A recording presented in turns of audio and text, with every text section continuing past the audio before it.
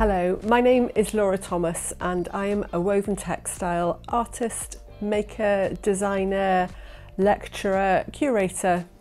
Now I have a really typical portfolio career. I love the fact that one week I might be designing some upholstery fabric, another week working on a really large scale public art commission, and another week making work for an exhibition.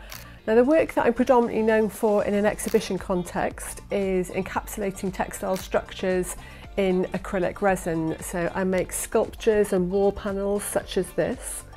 And then I also scale this up and laminate textile structures in glass for public artworks.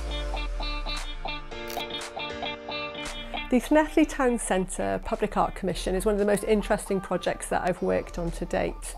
The brief required me to create a series of large glass panels to sit within a canopy structure made from stainless steel to sit in the town centre of Llanelli, which was part of a wider regeneration programme for the area. Now, up until that point, I'd only ever made work for interior spaces, so this was very interesting and challenging to think about how I could make work that would be colour fast and light stable in an outdoor setting. So how do you go about getting a public art commission? They tend to be advertised on websites such as the Arts Council of Wales, the Crafts Council and Artist Newsletter. So my top recommendation is to get yourself on the newsletter mailing list for all of these sorts of organisations so that you can be kept up to speed with any opportunities that might be right for you. So what are the pros and cons to a career as a freelancer? Well, the way I view it is that it's an opportunity to design the career that you want.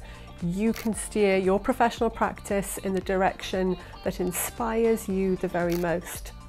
Now, inevitably, there are ups and downs to working in this way. You're self-employed, you're in charge and responsible for every aspect of what you do.